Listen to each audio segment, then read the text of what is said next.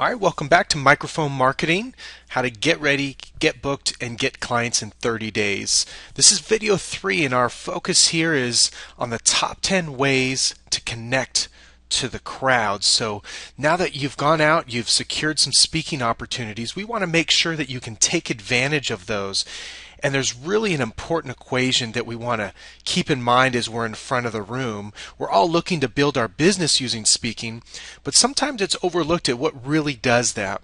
My experience, what I've been taught by my mentors, is this equation right in front of you right now, which is impact equals income. Our goal in front of the room is to create impact, to help those in the room, to make sure that the person who brought you in looks great, to really add value to the members or the people who invested the time and energy to sit there and listen to you. When we create impact, the income will follow. So the following 10 tips are things that we use to help create impact. Now, I want to caution you that work on these one at a time. What I try and do is think about with each engagement I have, what can I work on today? Because we can all get better. And so this can be a little overwhelming, but I just want you to think about one particular area that you can work on at the next time you start speaking. So we're going to start with number 1, which is start strong. And we talked a little bit about this when we were talking about the outline, about coming out swinging, really getting the audience engaged and energized. And obviously, our speaking skills that we're talking about, starting strong is important. So I just want to reiterate, using stories, interaction, but really coming out with energy. Set yourself apart from everybody else. And don't be afraid to come out and start strong. That's certainly one way to connect to the crowd. Another one is no memorizing, no notes. And when I do trainings, we often joke, and I say, this might not be clear, so let me rephrase this for you. No memorizing, no notes. Now, some of you might be ready to turn off the video already, and I want you to hang in there for me. We're looking at a picture of somebody who has this crazy set of notes in their hands, and how many times have we watched a speaker rely either on the bullet points or on their notes in order to get through a talk? And not only is it distracting, but it disconnects us. When you can go up there and trust that you know your material, trust that you're brought in because you're the expert. You don't have to have it memorized. We don't want you to be perfect. They don't expect perfection, and if they do, who cares, right?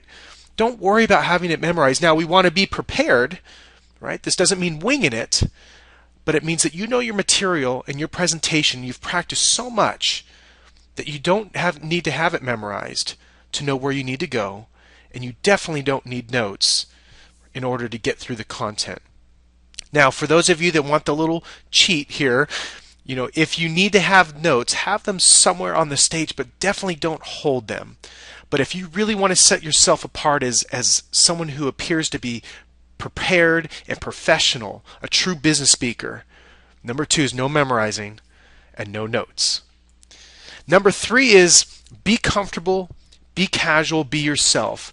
I think one of the mistakes we often make is we get to the front of the room and we transform into this entertainer or someone that we aren't. Now, there's obviously a natural course of adrenaline or excitement that comes along with taking the stage or the front of the room. So it's okay to be excited and know that you might be different than if you were just sitting around a room talking, but don't forget that they brought you in. You don't have to be somebody you're not. And you don't need to compare yourself to the speaker who was on before you or someone that you feel does a better job in your industry. Be comfortable, be casual, be yourself. That's who they brought in, and that's who they want to see. Number 4 is interact with the audience. We talked about this, and this is a great way to open, but don't forget during the course of your talk, you want to find ways to connect with them this way. Have some fun. Ask them some questions. Check in with them. I always make fun of in the motivation world, they do the shoulder rubs. I'm not a big fan of the shoulder rub, but find something that works for you, something that can connect your content to the audience with a way that you can get them up and moving and have a little fun.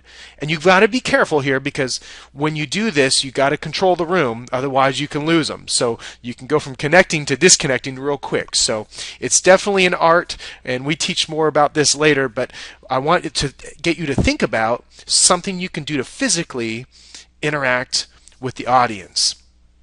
Number 5 way to connect. Number 5 is to slow down your speech. This is one I have to work on a lot, I'll be honest. Slow down. You know, we get up there, and one of the things that our body does to us sometimes with the adrenaline and the excitement and the nerves is we start talking faster. The other thing that happens is if we haven't prepared well enough, we're not really sure how our timing's working, so we're talking fast to make sure that we stay within our time. I want you to slow down your speech. Use this as a way to accentuate a point or to draw them in. But overall, make sure that we're not at a pace that's just too fast for them to take it in. Remember, what you're sharing with them is the first time they're hearing it. They're trying to take notes or trying to connect it to their own life or their own business or their own experience, and you've got to give them a chance to absorb it and take it in and disseminate it and figure out what works and what doesn't, or what questions they might have, or how brilliant your idea really is. So here's a little tip here for slowing down. Do your talk, share your talk in a way, we call it storytelling speed. If you were telling a story, how would you tell your talk? Right? That we went into the forest and then we did this and we did this and then the bear came and then all that. Or would you talk about, first we were in the forest and we're all looking around. And then the bear came, and then you speed up, and then you slow down again to tell them what happened when you outran the bear, right? Do storytelling speed. It makes it more fun for you. It makes it more fun for them. And at the end of the day, it helps you communicate so that you can connect. That's number 5. Number 6 is set the tone. When you come out and take the front of the room, take the stage, they got to know that you're in command. You got to set the tone. Set the tone with how you want them to feel during the course of your talk. If you're a casual type speakers, let them know that. Let them know that they're going to hang out. If you've got a lot of information, set the tone. If you want them to be energized and interactive through the whole thing, set the tone. But it's really on us to determine how they're going to interact throughout the whole presentation.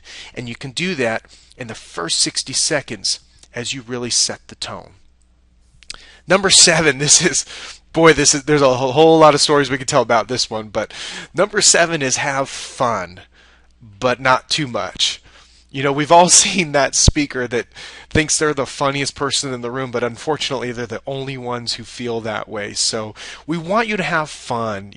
Use humor. If you're funny, use humor. If you're not, don't try too hard because it looks like it. And I'm one of those people. I can't write humor. I can't write a funny joke. I can't write a funny speech to save my life. I rely on my fun in the moment. And the more experienced you get, the more you'll be able to rely on kind of interacting in the moment. But in the beginning, I think the best advice I could give you is don't take yourself or the topic too serious. It's going to help you both relax, both you and the audience. So use humor in moderation, just don't try too hard, and of course you want to avoid any type of humor that may make someone uncomfortable or anyone else. So the rule we use here is use the first date rule. If you wouldn't share it or say it on a first date, you probably shouldn't do it in the front of the room. Number 7 is have some fun. Number 8. Number 8 is probably, in my opinion, the most important way to connect to the crowd, and that is be prepared, be patient, and be poised. This is the difference between being a guest speaker and a business speaker. A business speaker can adapt to their environment, because I will tell you, for those of us that are going to be out speaking in the community, some of the ways that I gave you in the last video that you can get booked, the reality side of this is we're dealing with a lot of volunteers. We're dealing with a lot of people who shuffle speakers in and out and in and out and in and out. And you just happen to be the flavor of the week. And it's nothing against you. It's just kind of how the game is played. So you have to be prepared for that. And you have to be flexible. You have to make their job easy. Make them feel like rock stars. And you've got to be patient, because they may not return your calls, your emails. They may not send you back your meeting information sheets. They may not know how much time you have, or you get to the meeting and you think you've got 40 minutes and you end up with 17.